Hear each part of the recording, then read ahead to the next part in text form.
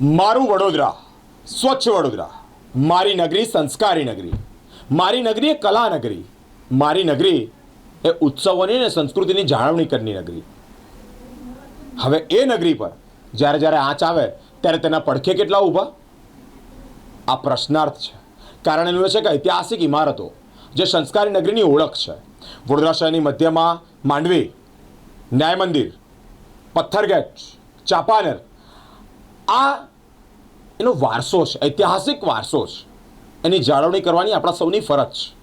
હાલ અત્યારે આ ઐતિહાસિક ઇમારતો જર્જરિત હાલતમાં છે.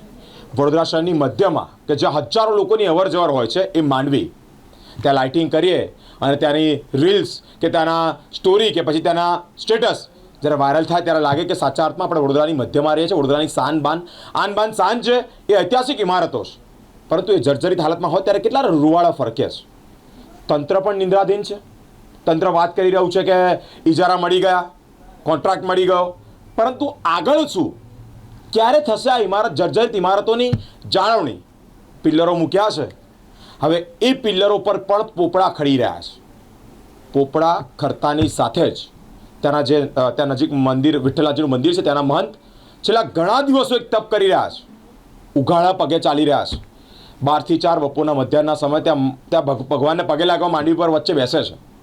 તેઓ કહી રહ્યા છે કે ઇજારા મળી ગયા છે એવી તંત્ર વાત કરે છે, પરંતુ આગળ ક્યારે કામગીરી થશે તે એક મોટો પ્રશ્નાર્થ છે.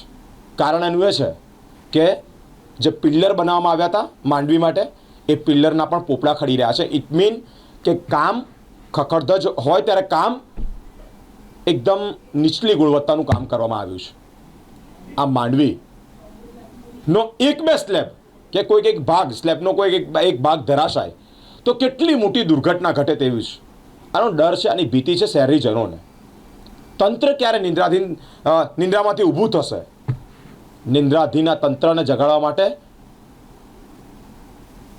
કોણ તેઓના કાનમાં એક રણકાર કરશે કે વડોદરા શહેરની મધ્યમાં માંડવી પાસે હજારો લોકોની અવરજવર છે.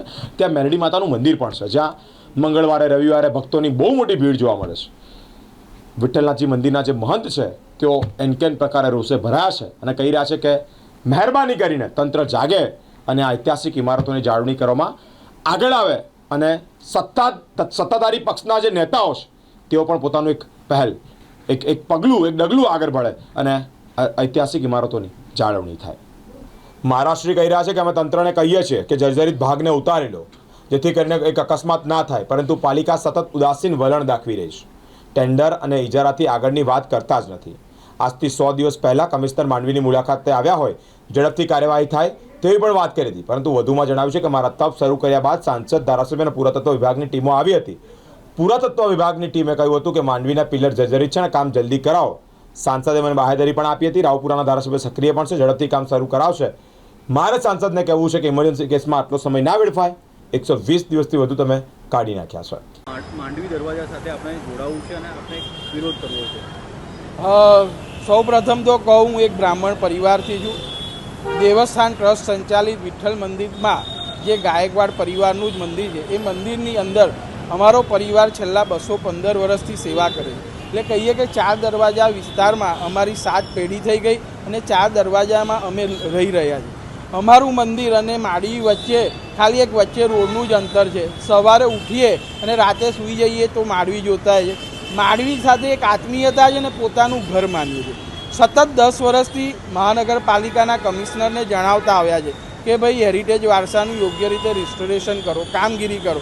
કોઈ કામગીરી થતી નથી. એની વચ્ચે જાન્યુઆરી મહિનામાં જે માંડવીમાં તિરાડો પડી એ પણ મીડિયાના માધ્યમથી અમે જણાવ્યું, પણ મહાનગરપાલિકા એની કામગીરી ખૂબ મોડી શરૂ કરી અને એ સમય દરમિયાન માંડવીનો પિલ્લર વધારે પડતો જર્જરિત થઈ ગયો.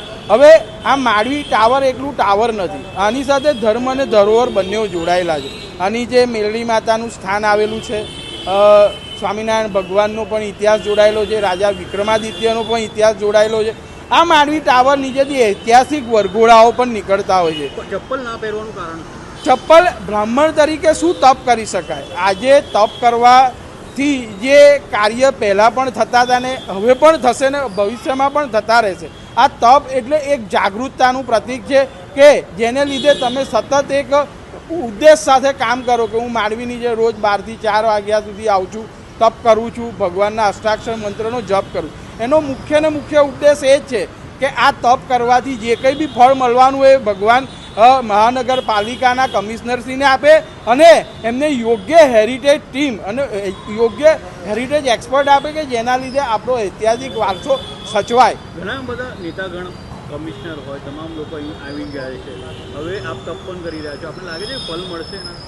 હું એવું કહીશ કે પહેલી ફરજ તો કહીએ તો જે જનપ્રતિનિધિને અમે મત આપીને ચૂંટ્યા છે એ પછી કોર્પોરેટર હોય, ધારાસભ્ય હોય કે સાંસદશ્રી હોય, એમની પહેલી ફરજ આવે છે કે જ્યારે પોતાના શહેરના પોતાના વિસ્તારના કોઈ પ્રશ્ન હોય તો એની રજૂઆત જો રાજ્ય સરકારને કરવા જેવી હોય તો રાજ્ય સરકારને કરે અને જો મોટો પ્રશ્ન હોય તો કેન્દ્ર સરકારને કરે.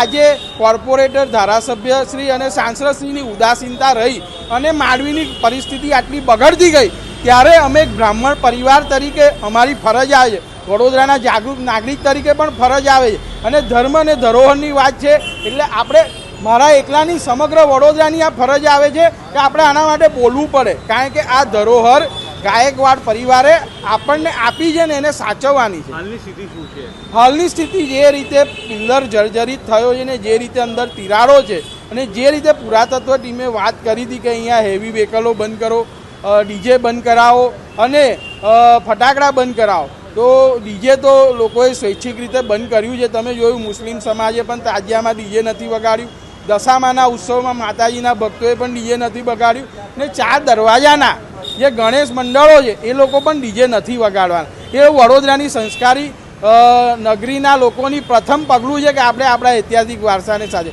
પણ જે સત્તાધીશો અહીંયા માંડવી નીચે આવીને કહી ગયા હતા કે માંડવીનું કામ ઝડપથી થશે, તો આજે 120 દિવસ પછી પણ માંડવીનું કામ નથી શરૂ થયું એ આખું વડોદરા જાણે છે અને જે બહુ ખરાબ વાત છે. આજે આપણા સાંસદશ્રીએ માંડવી નીચે આવીને કીધું હતું કે અહીંના રાવપુરાના ધારાસભ્યશ્રી ખૂબ જાગૃત છે અને ચિંતિત છે હેરિટેજ માટે.